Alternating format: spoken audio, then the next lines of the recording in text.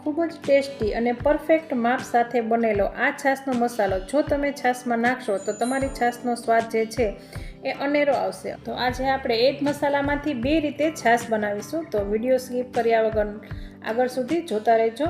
आ ठंडी ठंडी छाशनो मसालो आपणे चलो स्टार्ट करीए। माटे मैं अहींया गैस पर एक पेन राखी छे अने पेનમાં मैं 1 कप जीरुं लीधुं छे। बधा जाणीए छीए के जीरुं जे छे पाचन माटे खूब ज सारुं होय छे અને 1 कप जीरुं लीधुं छे तो આપણે અડધો કપ ધાણા લઈશું અને અહીંયા મેં 2 ચમચી અજમો લીધો છે। એને હવે આપણે થોડીવાર માટે ડ્રાય રોસ્ટ કરી લેવાનું છે। પણ અહીં જે ગેસની ફ્લેમ છે એ બિલકુલ મીડિયમ ટુ લો રાખવાની છે, ફૂલ નથી રાખવાની। જો ફૂલ રાખશો તો આપણું અજમો જીરું જે છે એ બળી જશે અને ટેસ્ટ જે છે એ થોડો ખરાબ આવશે। અને અહીંયા 1 મોટી ચમચી મેં કાળા મરી લીધેલા છે અને 8 થી 10 લવિંગ લીધેલા છે। લવિંગ અને મરી જે છે એ જીરું અડધું શેકાય છે પછી આપણે નાખીશું અને એને પણ આપણે થોડીવાર માટે શેકી લઈશું। આ ડ્રાય રોસ્ટ કરવાથી એની જે ઓઇલ છે એ રિલીઝ થશે અને એનો જે ટેસ્ટ છે એ થોડો ઇન્હેન્સ થશે અને ખૂબ જ ટેસ્ટી મસાલો આપણો તૈયાર થશે। તો હવે અહીં મેં એક નાની ચમચી, ફ્રેન્ડ્સ ખાસ અહીંયા નાની ચમચી વરિયાળી નાખી છે। વરિયાળી ટોટલી ઓપ્શનલ છે, જો તમને ન પસંદ હોય તો તમે એને સ્કીપ પણ કરી શકો છો, પણ વરિયાળી જે છે એનાથી ટેસ્ટ ખૂબ જ સરસ આવતો હોય છે। તો જો તમે નાખો તો બિલકુલ એક નાની ચમચી જ નાખવાની છે, વધારે નાખશો તો વરિયાળીનો ટેસ્ટ જે છે એ બધા મસાલાના ટેસ્ટને દબાવી દેશે અને વરિયાળીનો જ ટેસ્ટ આવશે।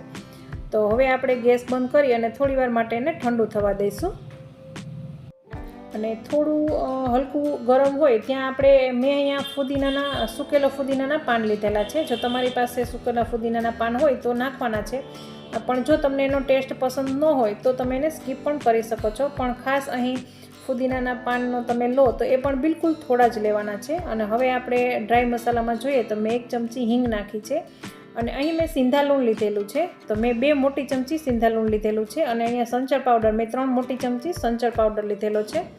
અને આપણે હવે અહીંયા ધાણા જીરું લીધેલું છે, આપણે થોડું જીરું જે છે એ શેકીને લીધેલું છે અને અહીંયા મેં કાચું ધાણા જીરું જે આપણે ધાણા જીરું પાવડર બનાવીએ છીએ ઘરમાં એ જ ધાણા જીરું પાવડર લીધેલો છે।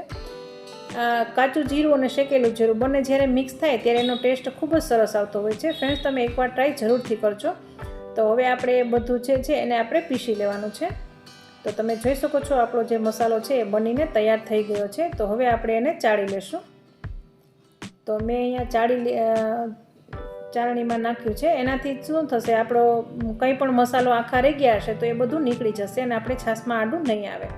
તો હવે ચાળેલું છે એને પણ આપણે મિક્સીમાં નાખી અને પાછું પીસી લઈશું। તો બાકી જે બચેલું છે એ બધું આપણે પીસી લઈશું અને આપણો જે છાશ મસાલો છે ફ્રેન્ડ્સ એ બનીને તૈયાર થઈ ગયો છે। ચલો હવે આપણે મસાલામાંથી છાશ બનાવીએ। તેના માટે મેં અહીંયા 2 ગ્લાસ લીધેલા છે, એમાં 1 ગ્લાસમાં આપણે મસાલો નાખીશું અને ઉપરથી સિમ્પલ આપણે છાશ નાખીશું અને આ આપણે મસાલાવાળી છાશ તૈયાર થઈ ગઈ, એને આપણે બરાબર મિક્સ કરી લઈશું। અને હવે આપણે થોડી સ્પાઇસી અને તીખી તમને પસંદ હોય તો એવી મસાલાવાળી છાશ બનાવીશું। તો એના માટે મેં મિક્સી જારમાં થોડો ફુદીનો, થોડી ધાણા ભાજી અને અડધું મોડું મરચું લીધું છે અને એક થોડું અમથું આદું લીધું છે અને આપણે જે મસાલો બનાવ્યો 1 ચમચી મસાલો નાખ્યો અને 1 ગ્લાસ આપણે છાશ નાખીશું અને આપણે બરાબર એને મિક્સ કરી લઈશું। તો વાવ, જો તમે આપણે એકદમ મસાલાવાળી છાશ જે છે એ બનીને તૈયાર થઈ ગઈ છે। તો હવે એને પણ આપણે 1 ગ્લાસમાં કાઢી લઈશું। તો હવે આપણી બંને છાશ છે એને લઈ લઈશું અને બંને ઉપર થોડું આપણે જે મસાલો બનાવ્યો એ થોડો સ્પ્રિંકલ કરી દઈશું। અને છાશ હોય અને બરફ ન હોય એવું તો બને જ નહીં, તો હવે આપણે એમાં થોડો બરફ પણ નાખી દઈશું। તો લો ફ્રેન્ડ્સ, આપણી ઠંડી ઠંડી છાશ છે મસાલાવાળી છાશ બનીને તૈયાર થઈ ગઈ છે। અને આ મસાલાવાળી છાશ પીધા પછી લાઇક, શેર અને મારી ચેનલને સબસ્ક્રાઈબ કરવાનું બિલકુલ ના ભૂલશો। તો ફ્રેન્ડ્સ આવી જ રીતે ચાટ મસાલાની રેસીપી પણ મારા ચેનલ ઉપર આપેલી છે, હું તમને ડિસ્ક્રિપ્શનમાં એમની લિંક આપી દઈશ, એ પણ તમે જોઈ શકો છો। તો ફ્રેન્ડ્સ એકવાર આ ટ્રાય જરૂરથી કરજો। તો ચલો હવે મળીએ આગળના વિડીયોમાં, ત્યાં સુધી બાય બાય, ટેક કેર।